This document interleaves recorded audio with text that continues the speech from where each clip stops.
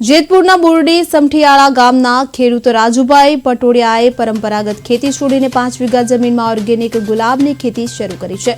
તેમણે 5000 ગુલાબના છોડ વાવ્યા છે અને પ્રાકૃતિક ખાતરનો ઉપયોગ કરી પાકનું સંચાલન કરે છે। રાજુભાઈ માત્ર ગુલાબની ખેતી જ નથી કરતા, પરંતુ ગુલાબમાંથી ગુલકંદ, ગુલાબજળ, ગુલાબ ચોકલેટ, ગુલાબ મીઠાઈ, ગુલાબ સાબુ જેવી પ્રોડક્ટ પણ બનાવે છે અને સુરત અને દુબઈમાં વેચે છે। આ ખેતીથી તેમણે માત્ર 50000 રૂપિયાની મૂડીમાંથી 10 થી 12 લાખ રૂપિયાનો નફો મેળવ્યો છે। રાજુભાઈના પ્રયાસો ખેડૂતો માટે પ્રેરણાદાયક છે અને દર્શાવે છે કે નવીન ઓર્ગેનિક અને પ્રોસેસ્ડ ખેતીથી આવક વધારી શકાય છે।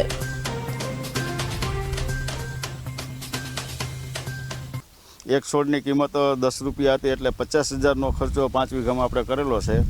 અને બીજું એ છે કે આપણે ગુલાબની પાખડીઓ અત્યારે ડ્રાય કરી છે। ડ્રાય કરેલી પાખડીઓ આપણે સુરત જાય છે, સુરતથી આપણે દુબઈ જાય છે। અને બીજું આપણે ગુલકંદ બનાવી છીએ, 4 પ્રોડક્ટ બનાવી, ગુલકંદ, ગુલાબજળ, ગુલાબનો સાબુ અને ગુલાબની ચોકલેટ ત્યાં તૈયાર થાય છે।